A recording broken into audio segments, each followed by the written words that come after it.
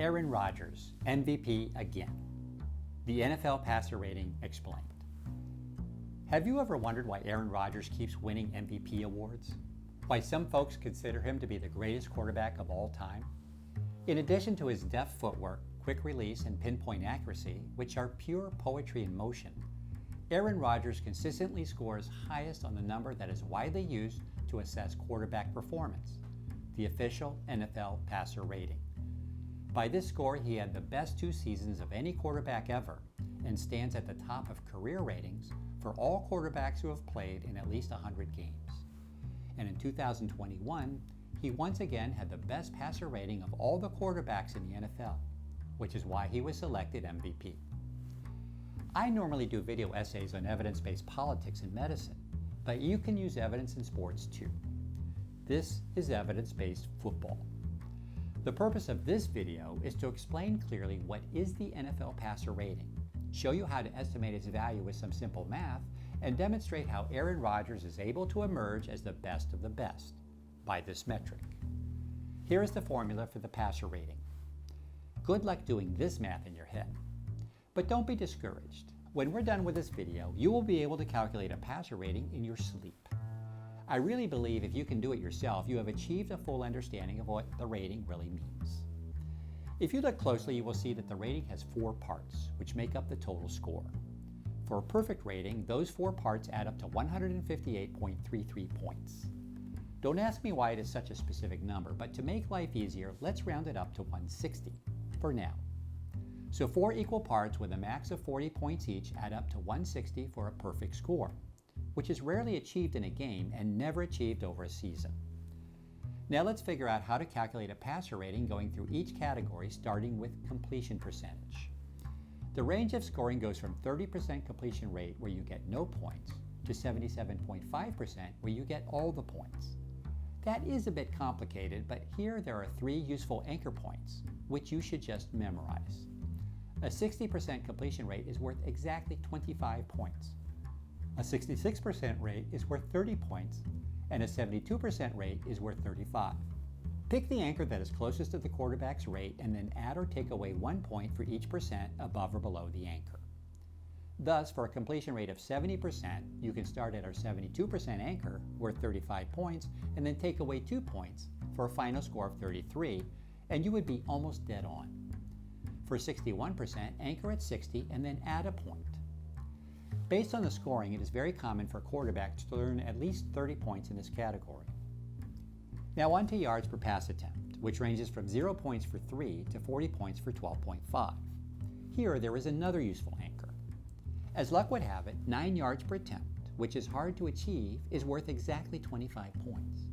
Then add or take away 4 points per yard. For example, if the actual yards per attempt were 7, you would subtract 4 points for each of those 2 yards under 9, or 8 points total to get to 17. For 8 yards per attempt, you would take away only 4 points. In this category, it is difficult to earn more than 25 points because 9 yards per attempt for an entire season is a pretty high bar. Now let's turn to touchdowns per pass attempt.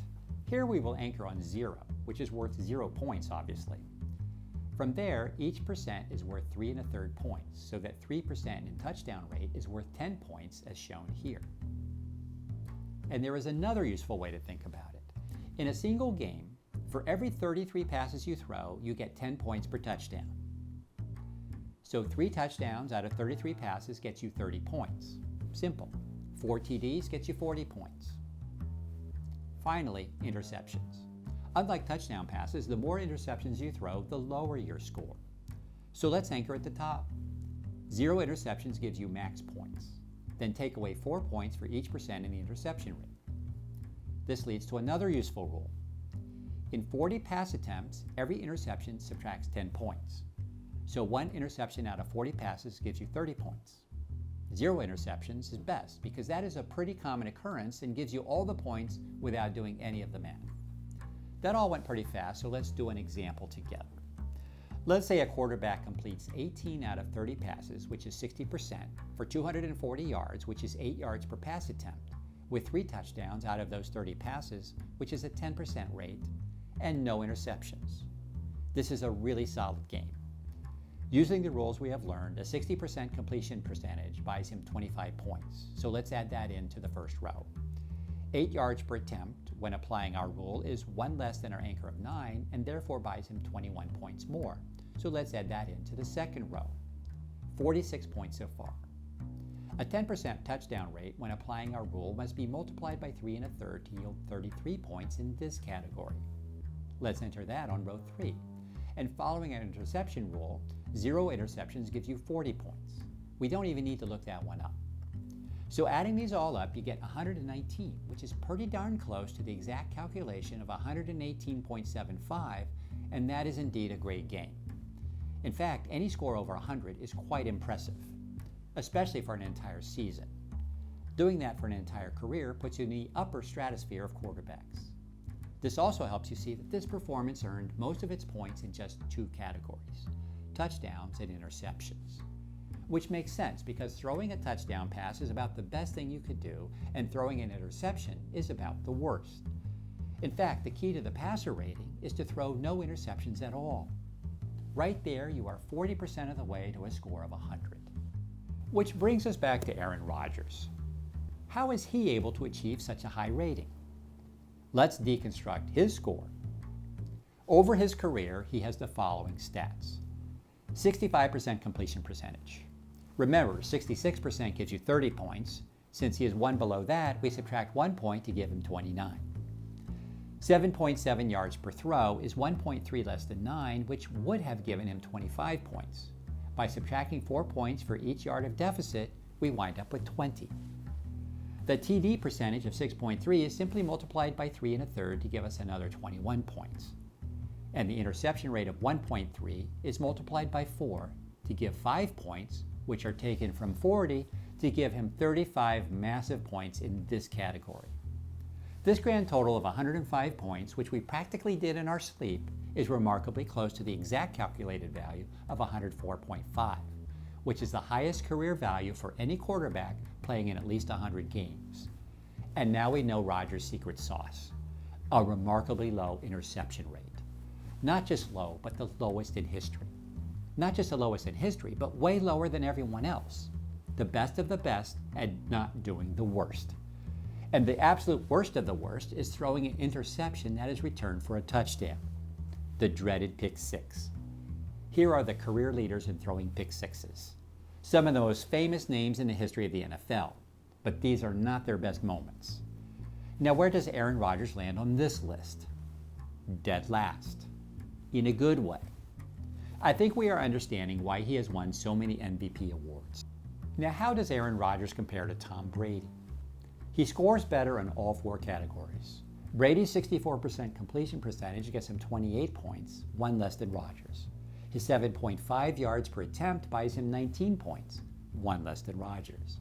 His touchdown rate of 5.5% gets him 18 points, 3 less than Rodgers, and his interception rate of 1.8% is really good, but gives him only 33 points, 2 less than Rodgers. Total score? 98. Not too shabby. An A+ compared to Rodgers' honors. So does that make Aaron Rodgers the greatest quarterback of all time? Yes, if you were only looking at this particular metric. But remember, this only rates passing ability, and there is another metric to consider. The goal of the game, of course, is to win the Super Bowl, and here, Brady dominates with 7 rings. This is a debate that cannot be concluded until Rodgers finishes his career, of course, but at least I hope you now understand how the NFL passer rating is used to assess performance. And as long as we are waiting for careers to end, let's consider the early career underway of one who could possibly become the greatest of all time. We should know for sure in another 15 years or so. Hi, I'm Nate Link, and I hope you were enlightened by this video essay on evidence-based football. For video essays on evidence-based politics and science, please subscribe to my YouTube channel, Nate Link MD, and read my book, The Ailing Nation, winner of 3 National Book Awards and available online at Amazon and Barnes & Noble.